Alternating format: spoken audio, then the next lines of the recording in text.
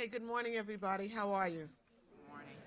My name is Sophia Elijah, and I am actually stunned that we have this many people on a Saturday morning, and it's still cold outside at 10 o'clock. And so, kudos. It's pretty cool. So I'm going to jump right in and introduce our panelists, and then we'll start off with an introductory question. To my immediate left is Barbara Ransby, and Barbara is a professor at the University of Illinois in Chicago and director of the UIC Social Justice Initiative. Then to her left is Niall Fort, who is a community organizer, and right next to him is Vivian Nixon, executive director of College and Community Fellowship. Then we have Eddie Rosario, my colleague at the Correctional Association of New York. He's associate director of our Prison Visiting Project. And then last but certainly not least, we have Glenn Martin, who is the executive director and founder of a new organization called Just Leadership. So we're going to start right off. Let me see the hands of the people who were here last night to hear Michelle Alexander. Wonderful. So I want to let you in on some exciting news. Michelle Alexander, although she didn't share this with us last night because she was a little shy, has just been elected as our next president. First we had Barack, and then we're going to have Michelle, okay? And perhaps even more surprising, the esteemed people to my left are her cabinet members on criminal justice issues. Now, we just learned, this cabinet, just learned this morning, that the way that Michelle was elected president, because we know it costs a lot of money, and we on the left don't have a whole lot of money, or so we believe, that the Koch brothers bankrolled her campaign. Now, faced with that, what we might deem alarming information, the cabinet is putting together what they're going to advise Michelle to focus on in the first year of her presidency. So we're going to start off with Professor Ransby. What would be your advice? We'll just go straight down the row. I'm going to give each of you 2 minutes as to how you would advise our new president, Alexander, to focus on criminal justice issues in her first year in the presidency. I'm still forgiving her for that question. How's everybody doing? Yes. You're a good-looking crowd for Saturday morning in New York City on a cold day. I'm very happy to be here. Like everyone else, I want to commend the organizers. I had all kind of travel craziness to get here, but it was worth it. Last night was particularly worth it. I guess I have to say 2 disclaimers to respond to Sophia's question. One is, at this moment, my confidence in electoral politics is probably fairly low, so my expectations might be fairly low. I tend to place a lot more confidence in grassroots organizing and movement building to keep politicians honest and keep them from putting their feet on our necks too hard. But and second disclaimer, I'm sure I would not be appointed to anybody's cabinet. But all that said, only when I'm siege power. all of that said, no, I think the challenge for leaders and organizers in general right now is to really connect the dots, and that's something that I try to do in my work. I think we work in a lot of silos, and even when we talk about the issue of prison abolition, and prison abolition is an amazing challenge for us. I can't imagine a U.S. president actually abolishing prisons. Now, why is that? Because of the role that prisons play in our society, and I think our analysis has to be one that makes the link between prisons and, for example, economic injustice.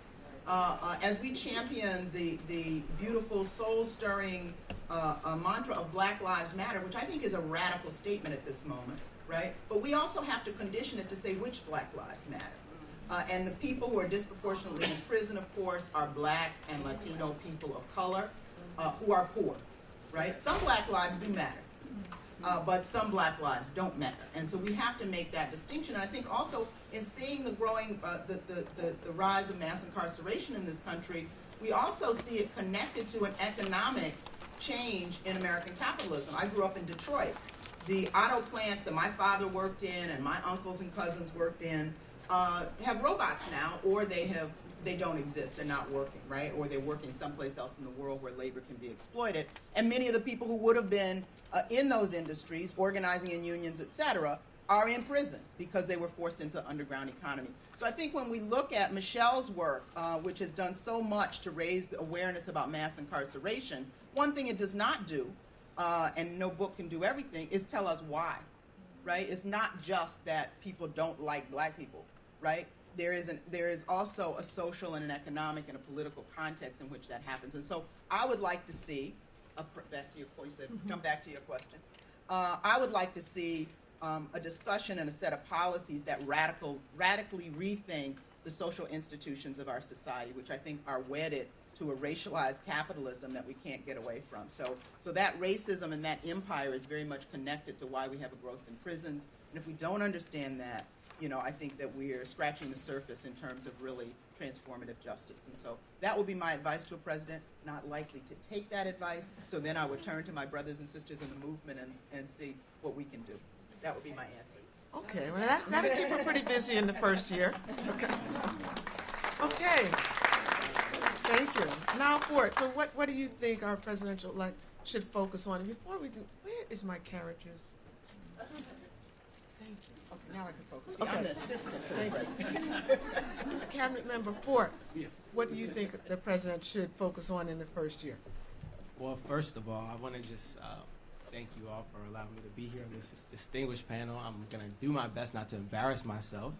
And I'm also going to not pretend like I know policy very well, but I will try my best to speak from the vantage point that I find myself right now, which is as a community organizer based in Newark, New Jersey, who has some experience organizing here in New York City, as well as in Ferguson, Missouri. And I like to start with a story, if you don't mind. I'm more of a storyteller than a policy person.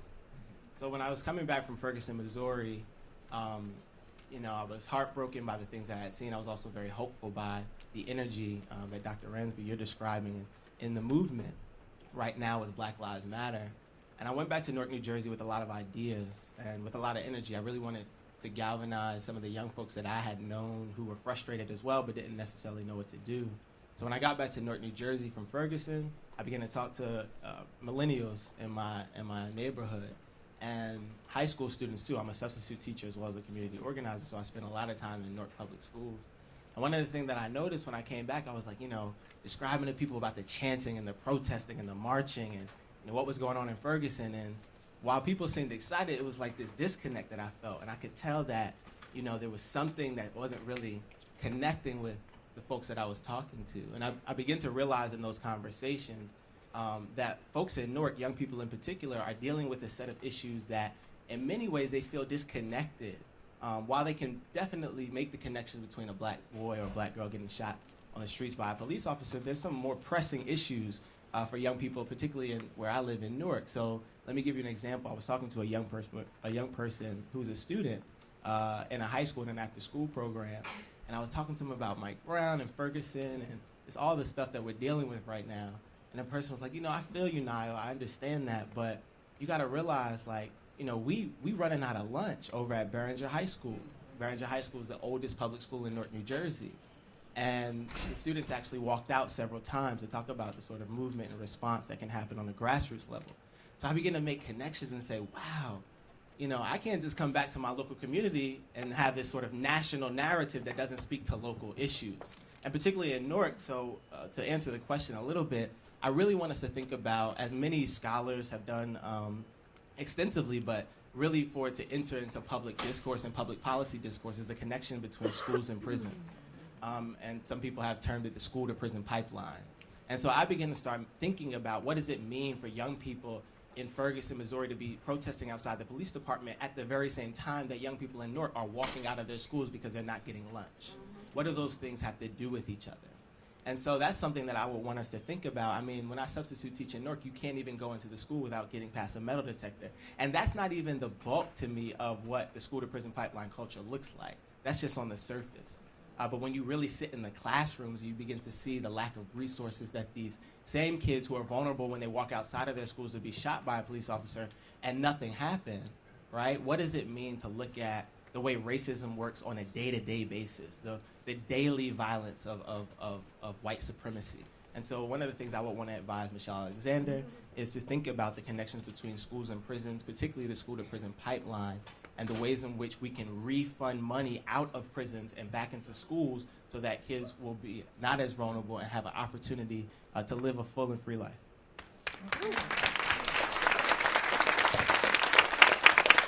Thank you. I'm confident she can work on that in the first month. Reverend Nixon, how would you advise our new president?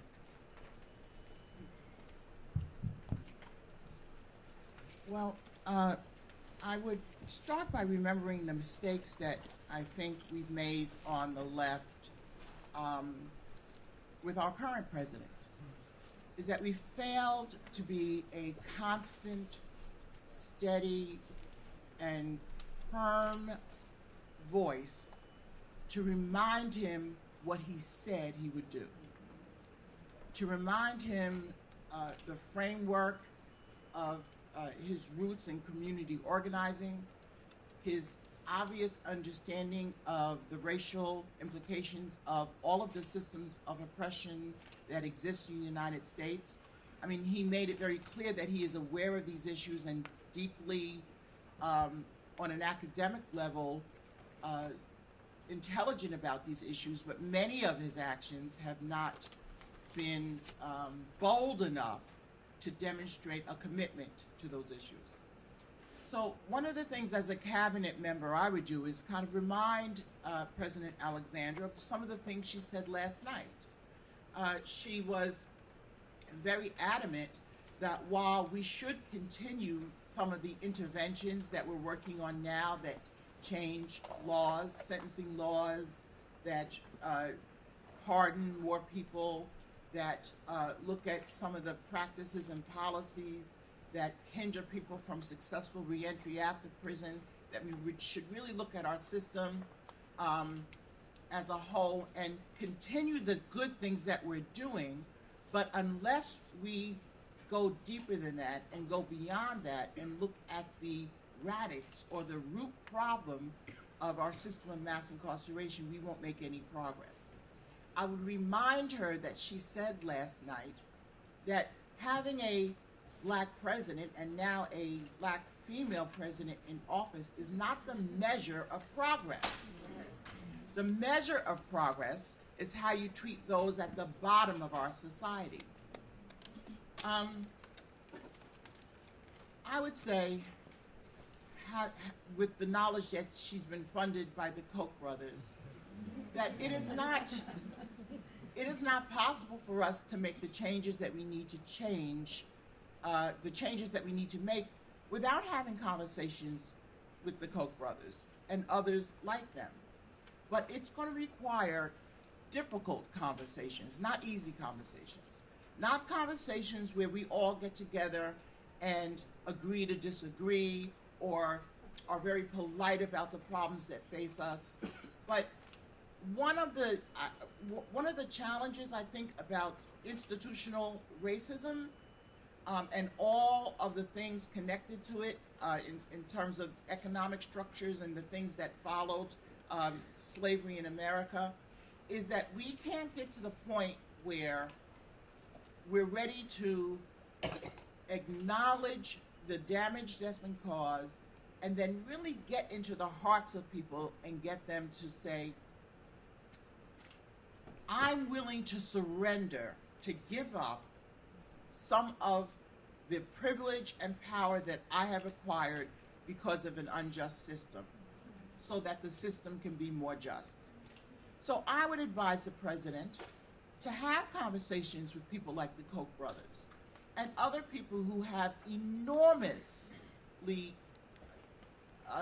unequal amounts of privilege and say, unless you get to the point where you are willing to give up something, we will never be able to get to the root of these problems, and we will continue to reinvent the caste system in America in multiple ways until the end of time. And although that's not a very concrete solution, it's not a law that can be passed, it is the root of the problem. And since she said last night that we need to get to the root of the problem, I would remind her of that. Okay. Thank you. Mr. Rosario, So how would you advise our new This is president what I elect? would do. Hello? Yeah. Get me Michelle. What do you mean? This is Eddie Rosario. Yeah, thank you. The Eddie Rosario. Michelle, what's wrong with your secretary? She doesn't know who I am.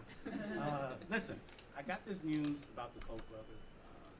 As the official spokesperson for all New Yorkers and proxy for Puerto Ricans on the island, as well as your criminal justice advisor and your Latino affairs advisor, I gotta tell you, these Koch brothers are calling me up, and I'm cursing them out. What's going on? So this is what we gotta do. First of all, you need to get me on the radio, the TV Sunday shows, because every time we put up a Latino, all they're talking about is immigration, like that's our only issue. And you know what? That's not our only issue. Our issue is education. Our issues are economic worries. So we need to start working on that whole Latinos are only immigration issue people. So that's number one. Number two, we got their money. Don't worry about it. We're gonna do what we're gonna do, and that's it. They're gonna call you up. I know you're meeting with them, Michelle. Michelle. I know. Been around the block a few times. They're going to, try to usurp the movement. But don't worry, I got your back. But don't give in. Don't think that the reforms and the stuff that they're talking about really takes us to the place that you came to my house, you said, you want me on your cabinet. And you said, we're going to go to the promised land. And they're going to try to usurp that. They're going to take us somewhere else. It might sound good, but they're going to take us somewhere else. I'm going to be here to make sure, I'm going to keep you honest. And finally, you still married? Oh. Sorry about that. You're not. Well, that'll keep her busy for you. Okay, Mr. Martin, follow that. Actually, I think my name is Bernadine, according to the program. I'm a late addition to the program. I'm glad to be here, though. This is like this conference is becoming sort of like the Grammys of social justice, if you will. So I'm just glad to be in the room, especially with my esteemed colleagues on this panel. So what would I say to President Alexander? Well, first thing I'd say is, you're going to be a one-term president, right? So let's get this right. And then I would tell her, good for keeping your enemies close to you. And then two stories come to mind for me, two experiences I've had in the last 2 weeks or so.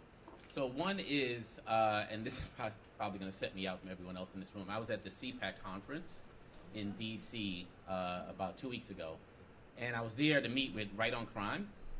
And I was there to meet with Right on Crime not because I plan to stand behind a microphone and issue a press release and tell everyone that we're doing this left-right thing that everyone seems to be doing these days, but to really dig deep and ask them what states they're working in, why are they working in those states, what are the opportunities in those states, and how can we work together without it having to be something that we issue to the press and get the foundations to pay attention to, et cetera, et cetera, et cetera, et cetera.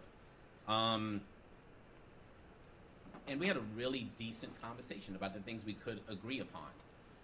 We also had parts of the conversation where I wanted to throw up in my mouth.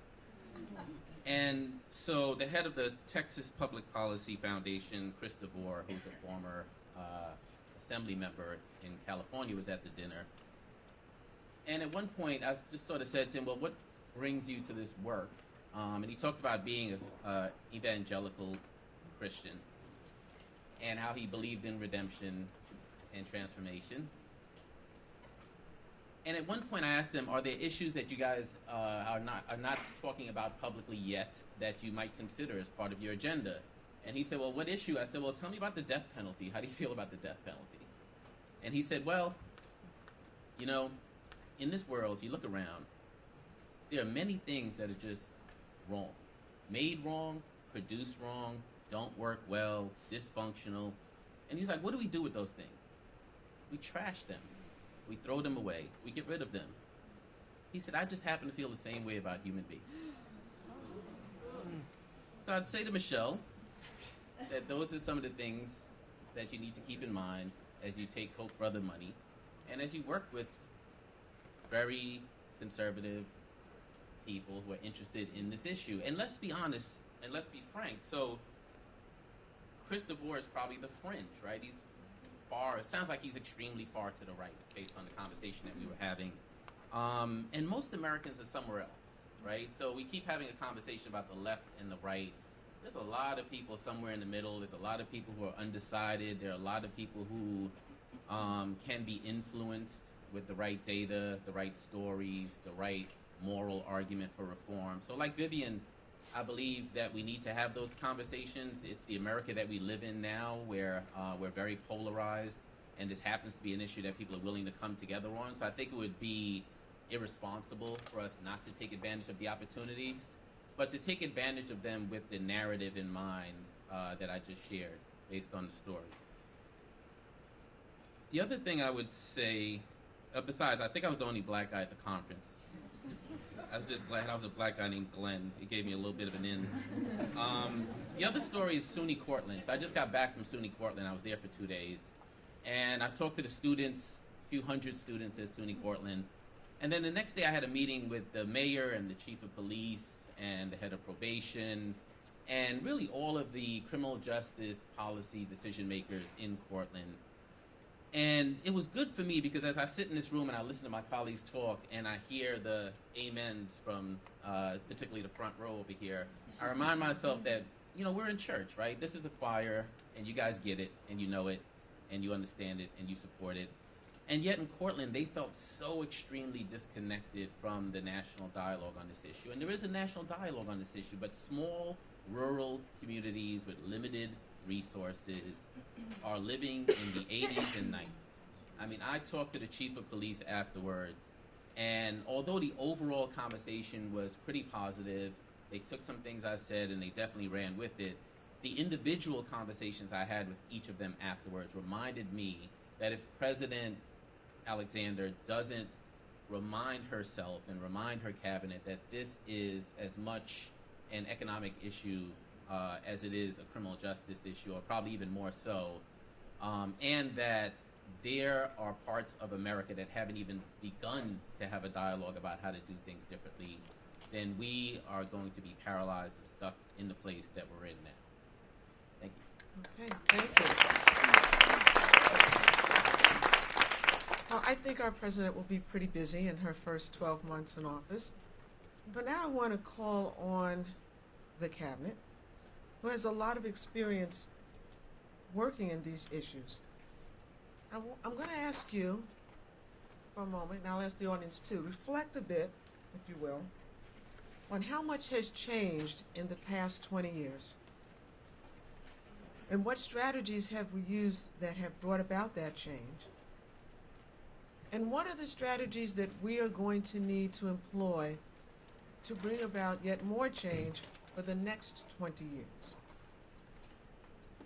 You want me to say that again? A lot has changed in the past 20 years, or some might argue. What are the strategies that we've used that have brought about that change? And what are the strategies that we think are going to need to be employed in order to bring about further change in the next 20 years? And I'm going to start with Reverend Nixon. Well, thank you so much.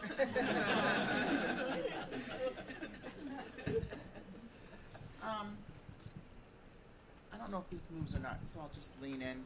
But people can hear me, right? Pretty loud. Good. So, you know, the past 20 years has been, you know, fascinating from the perspective of people first realizing, oh wow, we have a lot more people in prisons, and maybe we need to start looking at that and figuring out why. And then, of course, there was this influx of research and data and conversations and books after books and articles after articles about it. We developed a whole new language, actually, to have conversations about these issues. Over 20 years ago, phrases like mass incarceration, collateral consequences, re-entry. Those weren't in our dialogue, but we created a whole new language to talk about these really complicated issues. And you know, we tried a lot of different things. We tried justice reinvestment strategies. We started talking about prison gerrymandering, and we pieced all of these things together, but people were working in silos. And they were working most of the time from perspectives of largely academic expertise that they had, research that had been based on these issues, and the problems that governments were having to continuing to fund incarceration at the current rates. What I think is changing, and what needs to continue to change over the last 20 years, is that for the past 6-7 years or so, we've seen a shift from this highly legislative and academic political movement to deal with mass incarceration to more of a grassroots movement, and more importantly, a grassroots movement led by directly affected people. People who have been in prison, the family members of people who have been in prison, people who live in the communities most impacted by mass incarceration, have stood up and said, hey, wait a minute, this is about us. We need to lead this charge. We need to lead this fight. And so the motivation for doing criminal justice reform has changed. The earlier motivation has been very much about the economy, how much is costing states and governments to fund mass incarceration, and the long-term economic results of having people not be able to get work, et cetera, et cetera. But the new motivation is about the quality of people's lives, the inherent value in every human being, and a real desire to build up communities that have been marginalized for centuries in this country. A different motivation. I think we need to continue that trend over the next 20 years, because I think that is what's going to get us where we need to be. Okay, thank you. Next, I will.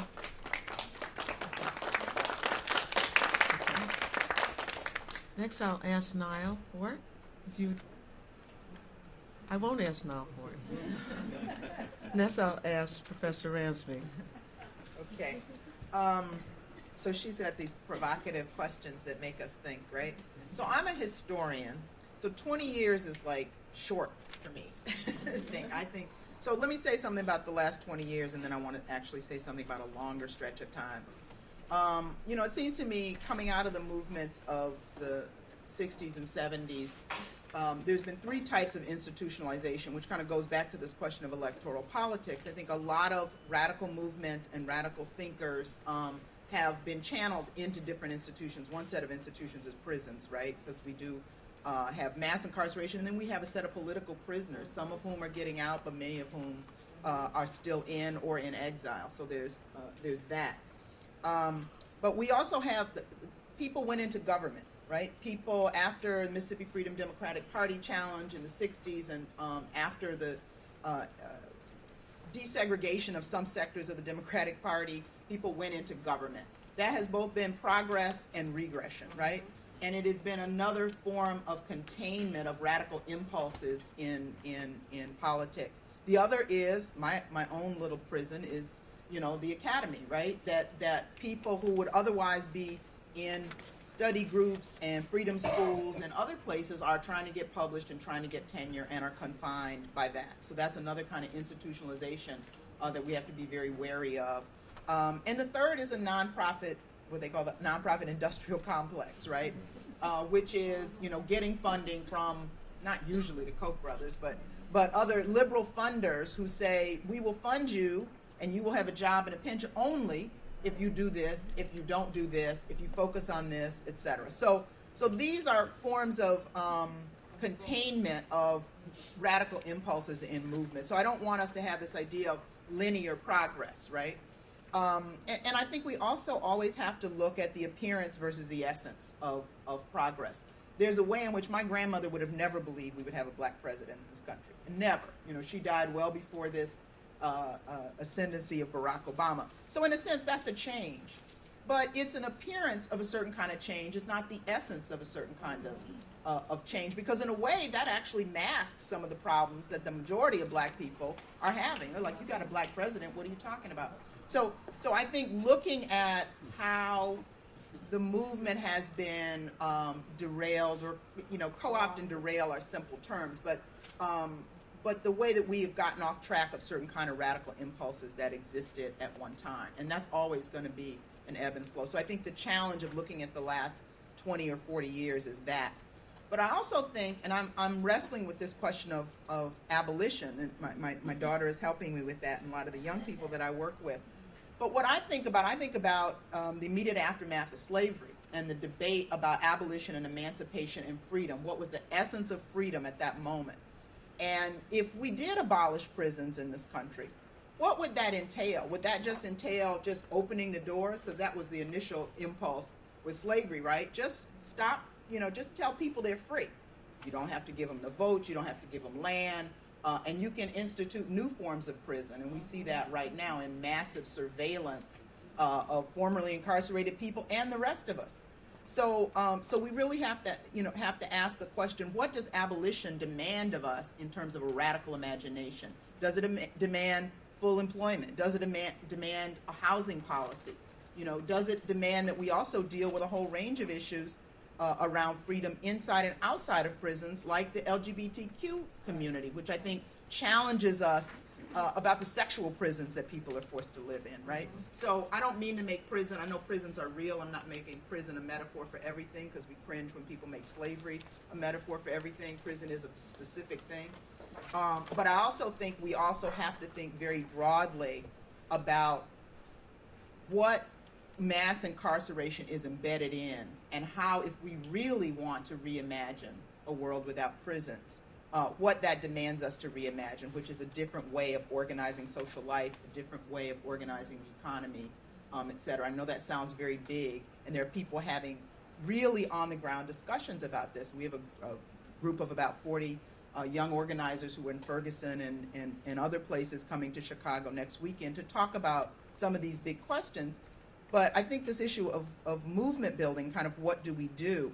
One of my colleagues was once asked, and I write about, the 60s and 70s, and sometimes my students think I was an organizer in the 60s and 70s, and I was, I wasn't quite old enough just then, but they asked, well, how did people do that big, single, unified movement? And my colleague said, well, it really wasn't one big, single, unified movement. In fact, it wasn't one movement. It was many local movements, very specific. So what we do on the ground at the same time that we think about these very large issues together, which we must, I think is the critical question. And there's very interesting things happening in Chicago right now. My colleague and comrade David Stovall is over there doing some great things in schools, and we have a mayoral election that is challenging and interesting in a lot of ways. And we see a core of radical labor leaders pushing for what I see as a women of color feminist agenda in the city. That is not dominating, but that is there, and that to me is very hopeful at the moment. Okay, thank you. Okay. Niall, Ford, I think you're ready. And I'm going to ask you to address the question, and since Professor Ransby brought up the question of abolition, why don't we weave that in and ask you, why is prison abolition so important, particularly as we plan for the next 20 years of a movement? So I was trying to think deeply about what has happened from what I can tell over the last 20 years. So 1995, if I can go my math right. I was 6 years old. So a whole lot has changed, right? When we used to turn on the internet, y'all remember the noise? Well, so I actually do want to talk a little bit about the internet and the rise of technology and sort of the ways in which that has been a double-edged sword, I believe, around the issue not just of mass incarceration, but around social justice movements and the repression that causes that kind of response. So I think that the rise of the internet and technology, and particularly as of late social media, has allow for a lot of opportunity for organizers to begin to connect and build across space and time where otherwise we could not have. So you have a sort of social justice landscape now where groups from across the country can connect with each other in seconds, whereas in previous years, before 20 years ago, that would have been a lot more difficult. So I think that causes for a lot of opportunity to understand how local communities are struggling with this issue and to have conversations across regions and neighborhoods that then begin to build some similar sorts of solidarity, right? So for folks in Newark, again, where I live, we can see what's going on in Chicago very quickly, and not just from mainstream media, but from organizers on the ground in Chicago who can tell an alternative kind of story than what MSNBC and CNN are telling. And then that can allow for us to make connections in Newark between what's going on in Chicago and LA and Detroit and Atlanta. And so that can help sort of grassroots organizing, right? So we can have some sort of national responses while still attending to our local community. So I think social media in particular opens up a lot of space for organizers in particular, but for all of us to begin to not just be aware of the issue, because I think that's something that many of us in this room particularly are aware of, but how can we take that awareness into a kind of action, right? And so how can we begin to use social media and the internet as a way to do that? I also think that there's a double-edged sword here. So I can be really honest with you. As somebody who's 25 years old, and I'm not generalizing my generation or speaking for my generation, I'm speaking from my generation. But I do want to say that I think that the rise of social media has also caused a very short attention span. And so what's happening is we have, I think, a very, we need more emphasis on political education. And I think what's happening is we have this like click culture where you read a couple of articles, there's a meme, and then you kind of know what mass incarceration is. And so I'll be the first to be honest with you. I don't know the fullness of what mass incarceration is. I think I'm still in learning. But I think I want to call, as many of us as organizers in this newly emerging, if we want to call it a movement, are calling for political education so that we can understand some of the things that Dr. Ransby, the other folks on the panel are saying, so that we understand Ferguson and Trayvon and Ayanna and all these things that are going on across the country in a historical context, and realize that we weren't birthed in a vacuum. And I think that history and that tradition, particularly the Black radical tradition, and studying that, again, with social media, I think complicates for us because we're constantly, right, getting new news of what's going on. We're reading Twitter more than we're reading the sort of longer book that will explain to us in more detail the monster that we're dealing with. I think that's a struggle for my generation, and it's something that I hope that we can sort of have difficult conversations about and begin to move past. And the other thing about prison abolition, and I'll tie that in, hopefully try to tie it in well to something else that I think matters a lot, is political prisoners.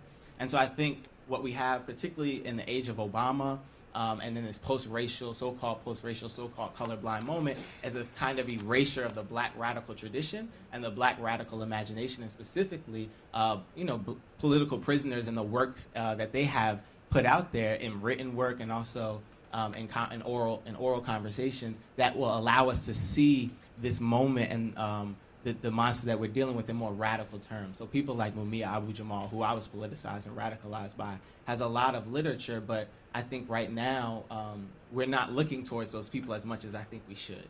And so many of these political prisoners have prison abolitionist lenses, and I think it's really important to think about prison abolition even as we figure out what is prison abolition in this moment, because U.S. incarceration cannot be reformed, right? We can have reforms, but it in and of itself cannot be reformed. I think it's fundamentally classist, it's fundamentally white supremacist, and it's fundamentally oppressive. And so we have to think about how can we abolish the prison system as we know it while still having safety. So what does safety beyond prisons and police look like?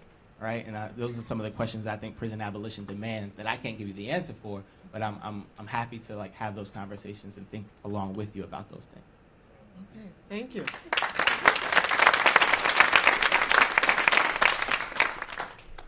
Hey, Mr. Martin, Glenn, what do you think has worked, and what are the methods that we need to employ for the next 20 years? Yeah, thanks for the question. And thanks for allowing the smartest people in the world to go before me, because there's nothing left to say. So I jotted down a bunch of things, and then of course I just kept crossing them out as my very intelligent colleagues said them first. The first thing that comes up to me is popular culture. So, in the 80s and 90s during the crack epidemic, you had things like Cops and eventually Lockdown and shows that unfortunately sensationalized the worst of the worst within the criminal justice system and further reinforced the existing narrative and dialogue about the need for heavy-handed law enforcement, over-criminalization, over-incarceration of communities. But I do believe that we're moving into a space now where, while most of us who approach this work from a social justice lens may not feel extremely comfortable with the way things play out on television and on the internet and so on, that these shows are awakening Americans to the reach of our criminal justice system, but also to the humanity of people who are involved in the criminal justice system. Of course, the main show that comes to mind for me is Orange is the New Black, and so I think we've been yelling for years that black became the new orange in this country 40-something years ago. But at the same time, I do know there are many millions of Americans who don't want to engage in the conversation about criminal justice, but who do want to watch a television show that entertains them, and then ultimately there is some education that happens through those shows, even if we all have concerns about the reinforcement of stereotypes and so on. It just happens to be that we live in a culture where people don't have a long attention span. You have to feed them information quickly. You have to do it through entertainment, since that is something that Americans consume like no other country in the world. And so I think that is a part of what's moved us forward. Young people, there is something to be said about a movement that's being led by young people without egos, versus a movement where you have this one charismatic leader with a huge ego where he or she becomes a target, and once you cut the head off, you slow down the movement, if not kill it. And I think that's what's so fascinating about what we're seeing now. Whether you believe we're in a moment or a movement, I am very optimistic knowing that young people have taken this up. And then white people, right? So white people who bring privilege to this conversation. I have such a hard time when white people distance themselves from their privilege. Recognize you have that privilege, bring it to the table, wield it, use it. That is a big part of what's going to move this issue forward. And lately, seeing white people stand up for issues that disproportionately impact people of color or lay down in the streets, to me also makes me very hopeful. Echoing what Vivian said, people directly impacted. 20 years ago, since that was part of the question, I was walking into a prison to serve 6 years. And I remember being in a cell and hearing about people like Eddie Ellis, may he rest in peace. And I mean, Eddie was a giant, a courageous giant, right? For coming out of prison and deciding that he was not going to allow the stigma of incarceration to get in the way of him speaking his truth. And I was talking to a good friend of mine who works for the Legal Action Center recently, who's formerly incarcerated, and now he's hearing more and more about Eddie. He sort of came out later than I did. He didn't really have a chance to get to know Eddie. And he said how badly he feels about not having benefited from Eddie's teachings and his intelligence and his strategy and so on. And I said, look, if you interact with some of the people at this table, many of the people in the audience who are formerly incarcerated, many people who are not formerly incarcerated who also learned from Eddie Ellis, then in many ways you do get a piece of Eddie. That Eddie is gone physically, but Eddie is very much still with us. And I was in a meeting with Vivian and 6 other formerly incarcerated people from around the country where we asked the Attorney General to meet with us, just as formerly incarcerated people. No one else asking for the meeting, guiding the agenda, just us in that meeting talking to policymakers, federal policymakers. And we thought 12 agencies would show up. That's what we were told. 48 agencies showed up for that meeting, and many of them were top-level heads. The head of the Bureau of Prison canceled his agenda for that day to show up for that meeting. And that would not have happened 20 years ago. And New York has led the way, I believe, because of many of the people in this room, in reminding people that, don't invite us to the table. Like, help us figure out which city, which block, which building, which office, which table. Like, we want to be part of decision making from the time there's a seed of an idea happening. We don't just want to be brought to the table like trauma porn. And I think we've come a long way from being there 20 years ago to where we are today. What needs to happen going forward? So I'm in enough meetings with people who can really reshape our criminal justice system and undo mass incarceration to know that I'm troubled by both progressives and conservative who are well-intentioned going into those meetings, but using the language of the existing system and the tools of the existing system to try to redesign the system, and they're going to come up with what we always come up with, which is that systems of oppression are durable and they reinvent themselves right under your nose. And the idea that we're going to lock up less people but keep more people under community-based supervision is such a big mistake, especially because the system grew simultaneously. It wasn't just that mass incarceration expanded, probation and parole and GPS and all that other stuff expanded simultaneously. And I am extremely concerned that one day people will get sentenced to their community with a drone overhead and an ankle bracelet keeping them in their place. So I think we have, and I deliberately said progressives and conservatives. I think we have to remind ourselves, we have to be very critical of ourselves, not to be part of those dialogues, and to question ourselves and listen closely to what's coming out of our own mouths, and ask ourselves whether we're really thinking outside of the box and using our imagination when we're in those spaces. Incrementalism. So I worry that we're still stuck. You know, Michelle talked about this last night. I'm sorry I couldn't be there, but anyone who knows me knows that I have a standing date with 4-year-old, my son, every Friday. But I was watching the tweets and listening, and Michelle made it clear that, as she's done for years, that we need to shake ourselves out of incrementalism. So I run an organization that has a mission statement of cutting the number of people in prison in half by 2030. It's a rhetorical device. I'm not naive enough to think that if we do that, we've solved the problem. But it was a way to get the field to say, can we think big like that? Can we do something much more significant than what we've been doing? And this is from someone who's worked on incremental reform for years. I have moved bills forward in 10 different legislatures, from here to Illinois, all across this country. And I took some time off a year and a half ago, and it was around the 50th anniversary of Martin Luther King's I Have a Dream speech, and I was really thinking about social justice movements and what are the elements that make those things move forward. And of course, one of them is having a moral argument for reform. Vivian has said that to me 1,000,000 times since I met her 13 years ago. And that's why we invest heavily in the leadership of people who are formerly incarcerated. But the other one is not being incremental, and to have a vision of something that seems totally impossible today. And we have more research and more data today about what works and what doesn't work in terms of messaging, what Americans care about, what they don't care about. If you talk about black disproportionate representation, the narrative of black criminality comes up. So how do we have truth-telling about it, about the disproportionate impact, and at the same time think about outcomes and goals and fashion language that's going to get Americans to pay attention, but at the same time recognize that the data and the research will only tell us where we are now and what the appetite for this stuff is now, and that we have to have a vision that takes us out of the now and into the 20 years from now, if you will. Thank you. And then finally, that was my final. I was feeling you. We're like this. Okay, thank you. You know, just before I turn to Eddie Rosario, if anyone has an empty seat next to them, would you raise your hand? Because we have a few people standing who might like to sit down, but may not sit. Is there no empty seat in the room? Oh, does anybody along the wall want to sit? We have one, a couple of empty seats. Okay, I fulfill my polite badge. Okay. Last but certainly not least, Eddie, what do you think has worked in the past 20 years, and what methods do we need to employ for the next 20 years if we want to reach our goals?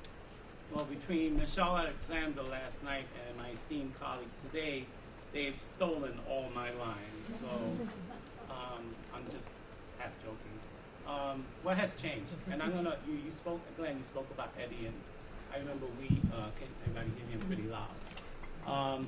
And we met a lot together with Eddie over the years, and I remember we were having a conversation about mass incarceration and going on, and Eddie said, stop.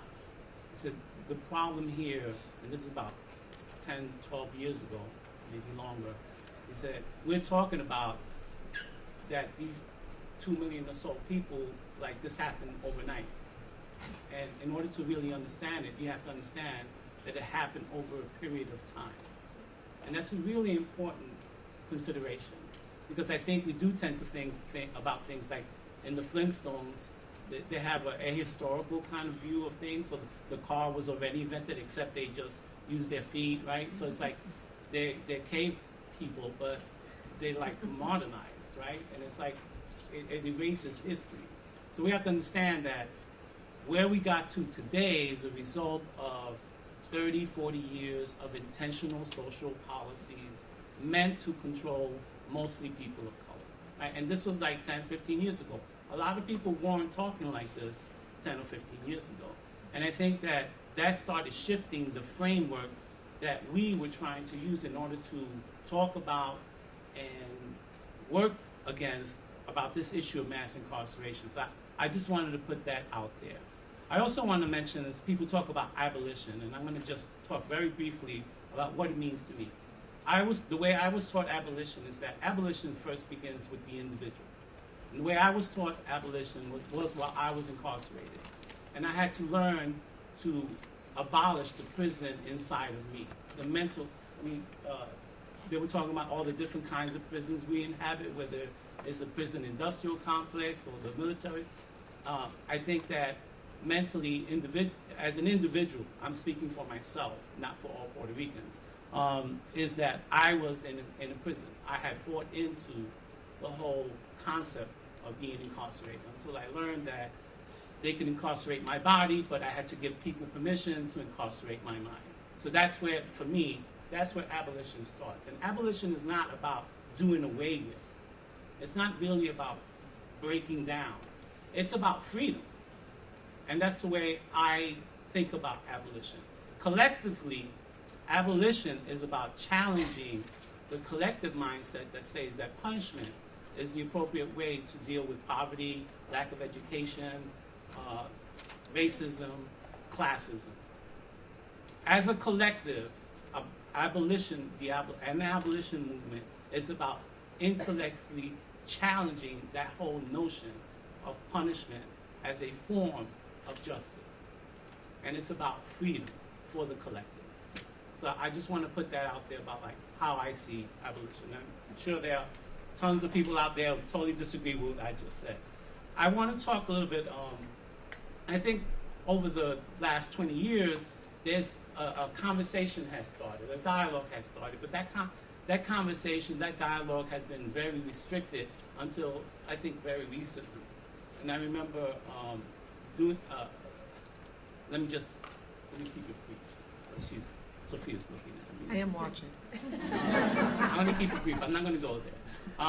So the conversation's always been kind of restricted, but we've struggled to change how we talk about people who've been incarcerated. We struggle to change what is the act, what are the factors involved when a so-called crime is committed.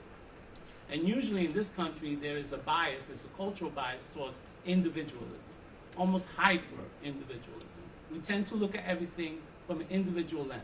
If you look at, the Western canon, it's about the individual, right? And that's a cultural bias. I'm not going to say it's wrong or right, but it's a cultural bias.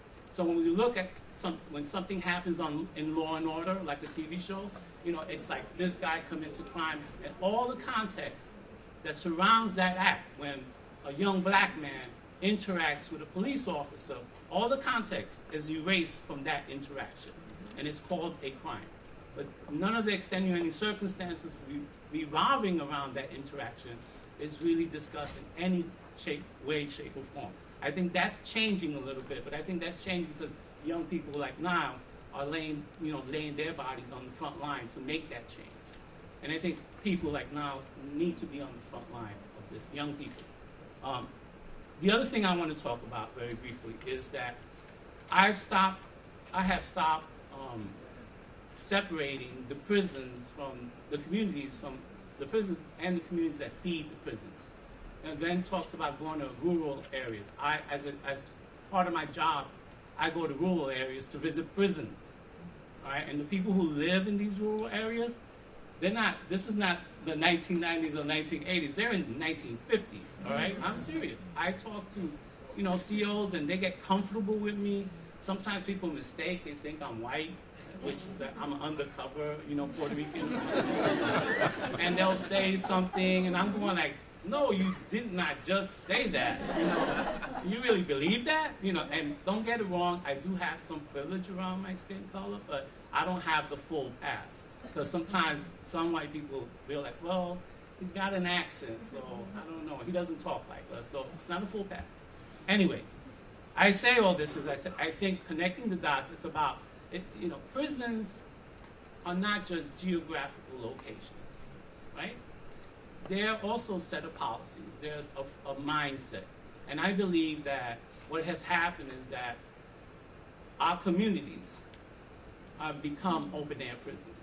And if I said this 10 or 15 years ago, people would have said, he's a conspiracy theorist. But if you look at the statistics, how many people get stopped while they're walking down the street and get pushed up against the wall, it's the same thing that happens in a maximum security prison, where you get stopped and you get pushed up against the wall.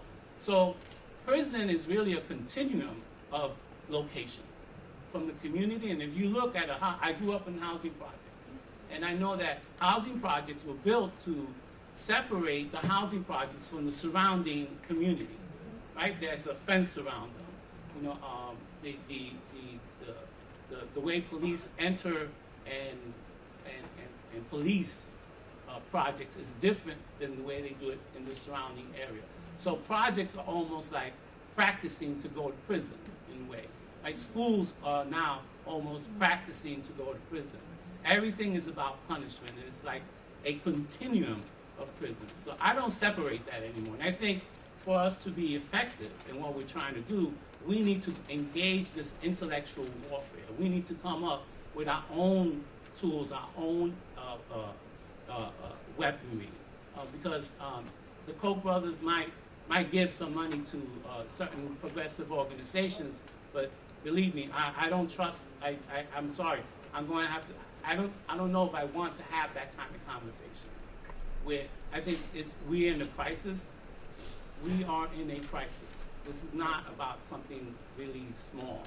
What's happening in this country is horrendous. If it was happening in any other country, you would have Republican senators rattling their sabers about, let's, do an embargo, let's, send drones over there, but since it's happening here, we're not talking about that. This is a crisis. It's a war.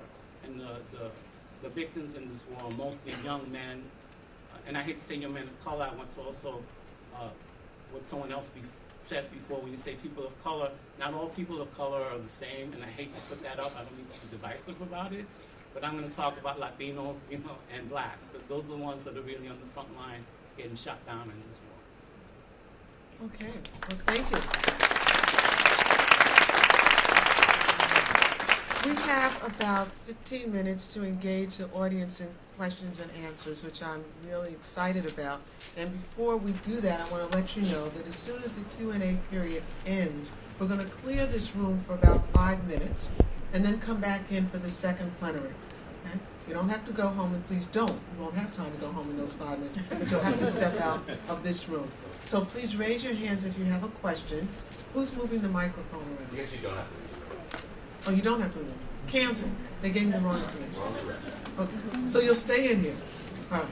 So is someone going to be moving a mic around for the Q&A, or do you just have to shout it out? We have mics.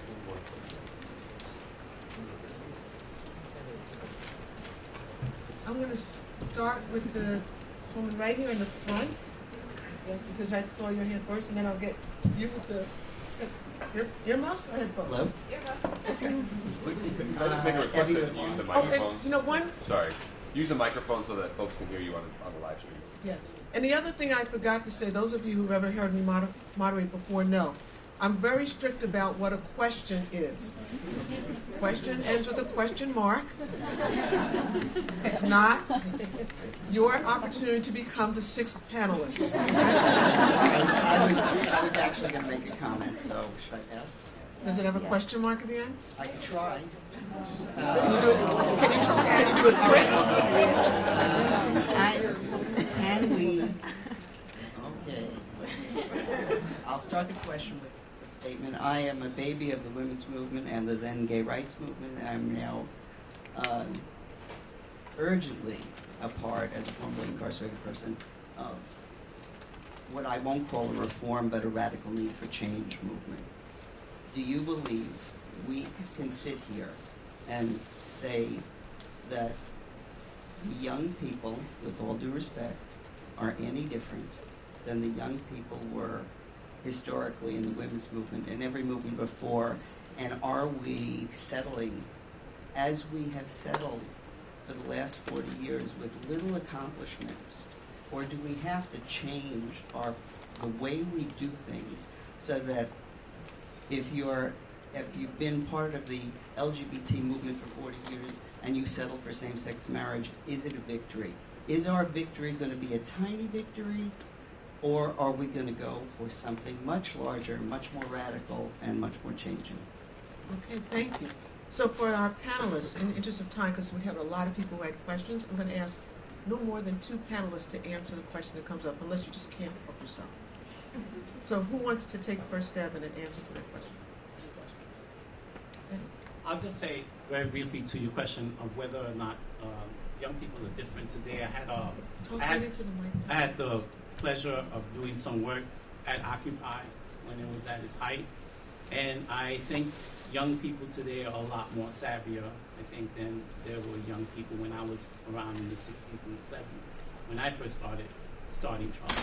And I think part of that, what I saw was that there were people doing oppression type work around privilege, around gender, around race, that was happening within the Occupy movement, where people were not taking, a lot of times progressive movements take it for granted that, well, we're progressives, we're not racist, we're not patriarchal, and that's bullshit. You know, we bring baggage to the table. And I think young people were recognizing that in ways that wasn't recognized in the 60s and 70s when I was out on the street starting trouble.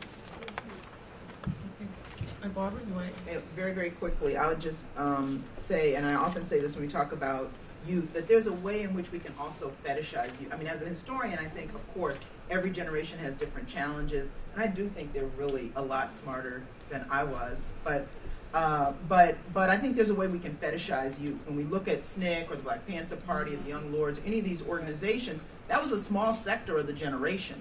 There were also reactionary youth, there were youth Klan chapters, there were youth Nazi. So it's not the youthfulness, it's youth plus politics. I mean, I spent about 15 years researching the life of Ella Baker. And Ella Baker is often held up as somebody who celebrated the importance of youth. I mean, Martin Luther King was closer to the generation of SNCC than Ella Baker was. Ella Baker was a radical elder, and she allied with radical youth to support their leadership, but not because they were young and radical, and they had an ideology and a commitment, and that's the critical variable. So I think just to be a little bit careful about, sometimes there's youth leadership and people say, I don't care if they're Democrats or Republicans or radicals or whatever, they're young and they're the future. I don't want reactionary youth assuming the helm of organizations, even if they're 17, 18, 19. Quite the contrary. So I just think, just to qualify that, maybe as stating the obvious, but I think sometimes we do sort of fetishize youth in a way that we shouldn't. Okay, Glenn, you have one compelling response. Two brief responses. One is, this is why I think it's so important for people directly impacted by this issue to be in leadership, because then I think there's no question about how far we push. So right now we have extremely sophisticated sort of grass top movement. I've been in those rooms where we're sitting with policymakers, very powerful Republicans supporting legislative change, and I've seen what capitulation looks like at the 11th hour. And I think you get that when you don't have a base that you need to answer to when you walk out of those doors. And so that's why us being in the room in a meaningful way is important, number one. Number two, the system is increasingly consuming and destroying the lives of women. And hell hath no fury. And I think that as horrendous and insidious as that is as a system to suddenly be targeting our sisters, that it has mobilized them in a way that they have not been before around this issue. And everyone who's doing this work, I believe, totally welcomes that new level of energy that women bring to the table. Okay, thank you. So the second question is right behind. Yes.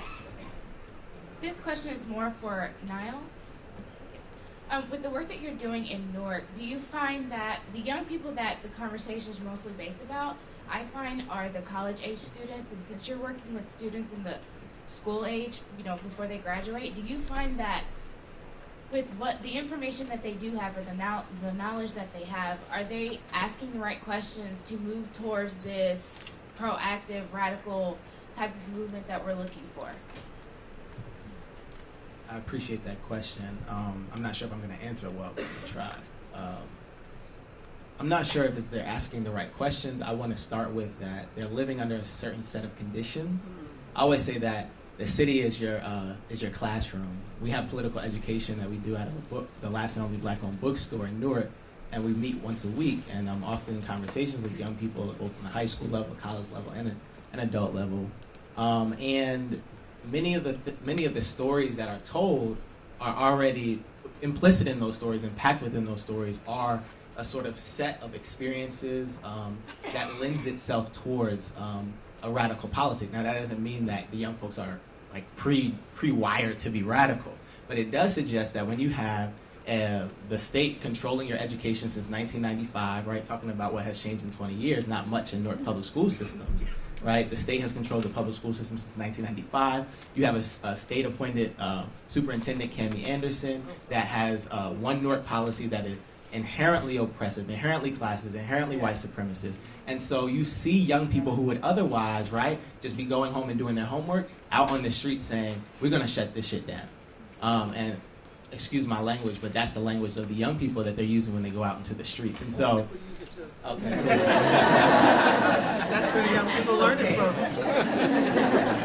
So I don't know exactly how to answer your question, but I do want to say that I think it's the conditions oftentimes, the experiences. What does it mean to walk outside of your house and to see such degradation and despair and death literally all around you, right?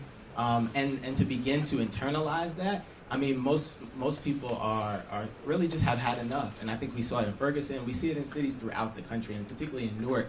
I think, again, the thing is political education, so that we can have group conversations so that we can understand together, because I don't come to the conversation as an expert. I say we all come to the conversation as experts of our own experiences. I have a certain set of experiences. And so we learn, and we also say each one teach one, right? And so that creates a space where even young people who are younger than myself, right, in high school and even in middle school and elementary school can tell their stories, and we can begin to connect dots by bringing all of our experiences and stories to the table and begin to say, okay, I can see why, this me not having lunch in school is connected to a black boy being killed by a police officer. I can see the connections between, how we have these policies in my school that are zero tolerance, and then all my friends are getting locked up in the local juvenile detention center. And that happens, I think, organically when you create the space for an open dialogue that's not so sophisticated in the ivory tower sense. It allows for folks to just be real and talk right. Thank you. Okay. Now, I'm going to try to engage in a little time management here. We've got all of 6 or 7 minutes and a lot of compelling questions. So what I'm going to ask is if the person with the microphone will go around and have each person succinctly, otherwise known as briefly, state your question, ending with a question mark. And then, once we get all the questions, we'll give the panelists 1 minute apiece to respond, which means we're going to spill over a little bit. So the pressure's in the room. State your question briefly, okay? All right. Well, I'm from Newark, New Jersey as well, and I feel like there's a lot of tension with charter schools and public schools. Do you feel like the children that are not accepted in the charter schools are kind of like victimized into the school to prison pipeline? Thank you. Next question. Hi, I'm just wondering how you think prisoners themselves can be part of the debate after noticing a big voice missing in prison reform. I started a website, prisonwriters.com, that has all stories from prisoners, but I'm just wondering to what extent we can go further than that and get their involvement in this issue. Okay, thank you.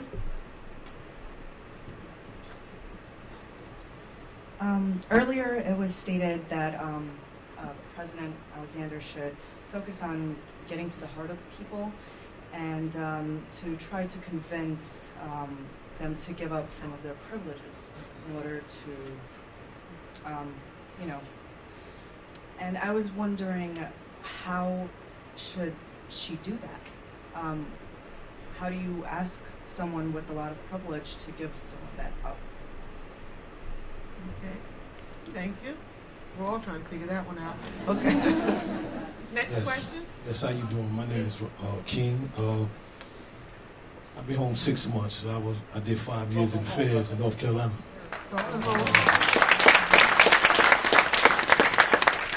I just want to know what's the difference? Is mass incarceration is another form of lynching? And how could we reform society when we restricting the youth education and opportunities with youth coming home as ex-felons, such as myself? So, I mean, I had the opportunity because I'm working with a program called Fortune Society. But if we keep restricting the youth opportunities to grow, how can society reform? You know, because if a person don't have an opportunity... Brother, are we ending with a question mark? Okay.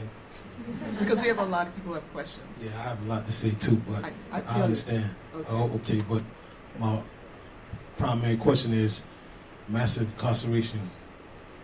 What do that have to do? Is it another form of lynching?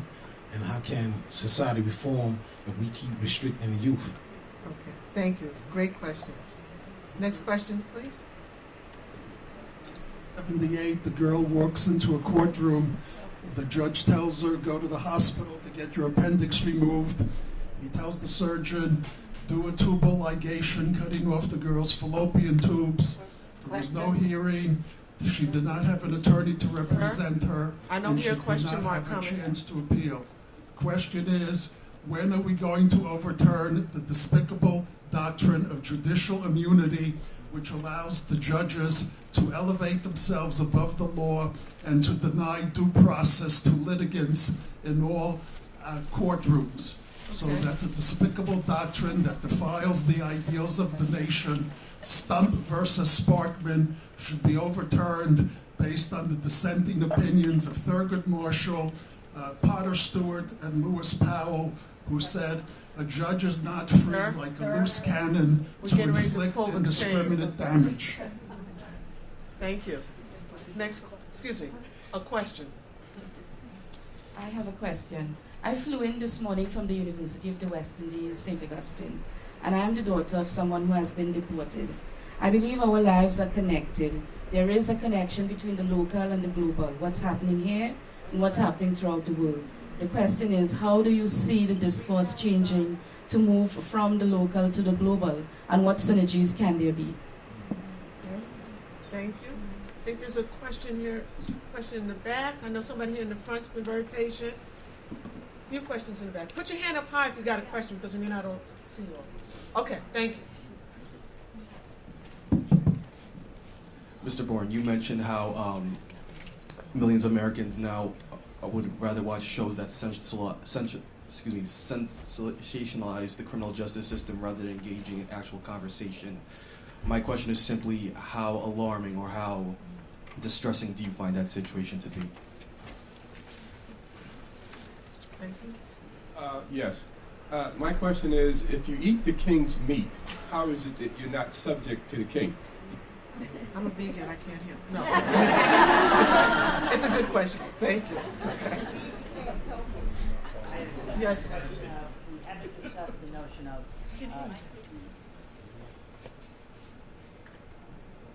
the question is, how do we deal with the issue of violence? We often talk about special populations that we want to take out, youth or mental health or others, but we have to fundamentally address the question of what is a non-punitive approach to violence. Thank you, Jack. Yes. Hello. I was wondering, Michelle Alexander mentioned last night the prison reform system in Portugal. And I wanted to know, in the light of the war on drugs, would that be even a feasible option for the United States to turn this into a health policy instead of mass incarceration? Okay. Any more hands? Yes. Hi, my name is Cleopatra, and I also work at the Audre Lorde Project, and I've also lived in the projects in the Bronx my entire life. And I want to know, as everyone in this room is some sort of academic. And when I even go back to my neighborhood, it's also how do I explain the work of what I do every day to people who don't even believe that's something that can happen. It's people who are directly affected by this issue. So what are the responsibilities of the people in this room or the people who have the privilege to talk about this work, to go back to those communities and explain that to them in a way that won't like frighten them or maybe push them off from the issue completely. Thank you. I think I had, is there another hand? Way over here. Yes, sir. Yeah, I was wondering, when you speak of the school to prison pipeline, I was wondering if slavery is part of that narrative, because it is a slave school to prison pipeline predicated on the 13th Amendment. It gives the illusion that we're free, but if they can make you a criminal, then you're not free. So that's what that's what it's about. You can what they're doing in terms of making everything free. Drug dealer, Sir, I'm waiting for your question. That was it. Is that part of the narrative? Okay. Are you focusing on the fact that it's a slave school to prison slave life? Okay. Got it. Thank you. Yes. Terrell Muhammad, how do we get the communities that's directly impacted more involved on this issue? What strategies should we come up with to implement? Thank you. I think, Asha, hi. Yeah, I have a question. So this is kind of about how movements are seen. And I don't know if y'all will be able to answer this, but I hope so. So I guess like within this kind of Black Lives Matter moment, and you know, with anti-prison movements also, what I see is kind of there being a radical impulse, radical sensibilities on the front lines and kind of at the heart of those movements, where we see folks talking about prison abolition, like Black Lives Matter is being led by like Black feminist queer women, but then that's not really what's seen. And so I guess both for some of the older panelists, but also Niall, I guess the question is kind of how do we deal with like that difference between what like we're actually talking about, which is like a radical agenda, and getting that to translate into no, this isn't just about Black men, like no, this isn't just about getting indictments for cops, it's about something more transformative than that. And so how do we kind of push a movement to be seen as being something more radical than what people are ready to hear? Okay, thank you, Asha. There's a question over here. Yeah. Hi, I was just wondering if the panelists could give some examples of how people in this room could, even this week potentially, or next week, get involved directly in some of the activism around these issues. Thank you. Okay. Oh, okay, another question. Go ahead, sir. Hi, my name is Denver Lewis. I apologize for my earlier intrusion. My question is, could you speak about the importance of recognizing the humanity of those incarcerated and working on those stigmas within those affected communities, both within those communities but also outside those communities, and you know how important it is to acknowledge those stigmas before people move forward comprehensively. Thank you. All right, we must have a good 20, 25 questions and no time left. So I need guidance from folks in the back. What do we have? 7 minutes. 7 minutes, yeah. Okay, so here's what we're going to do. I've got 5 panelists. We've got 1 minute apiece. Pick one of the questions.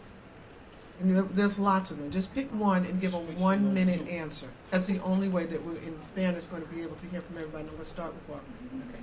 I'm going to defer a few of my seconds to Niall because he's more articulate and smarter than me.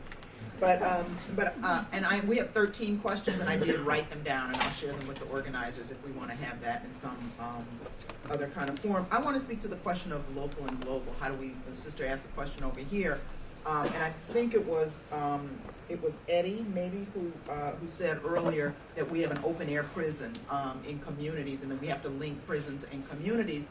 And one of the issues that I've been involved in is solidarity with Palestine, and I think we can look to other places in the world to see where that is a graphic reality and understand the need for solidarity, but also the importance of comparative links in terms of our own understanding of where we are and where we might be headed, because many communities are living under occupation. Palestinians are living under occupation, brutal occupation, and many of our communities are living under occupation as well. The other international struggle that was very close to my heart for many years is South Africa, and the prison experience in South Africa was so transformative to all of our comrades in the ANC and in the liberation movement there. But what has happened post-apartheid is also really worth studying in terms of the trajectory we're going in, because many of the issues we hoped and dreamed would be solved have not been solved, and that has to be part of the conversation. So I'll just stop there.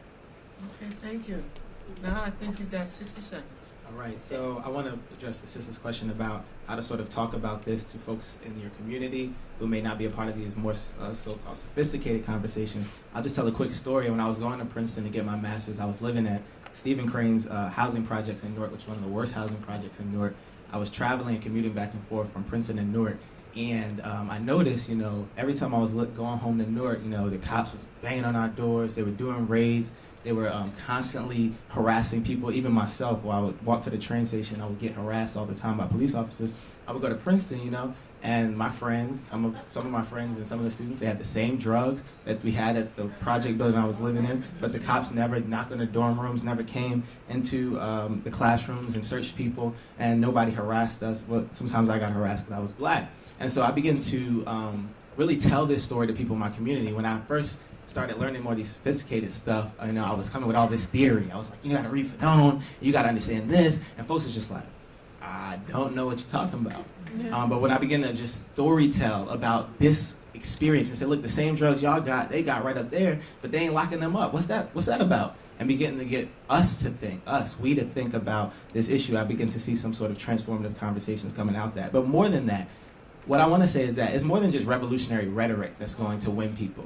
I learned that myself in my own experiences. Revolutionary rhetoric has its place. It helps us to see. But I really think, as the Black Panther Party did and many other revolutionary groups showed us, that it's work in the community. It's meeting everyday needs of people that will win people.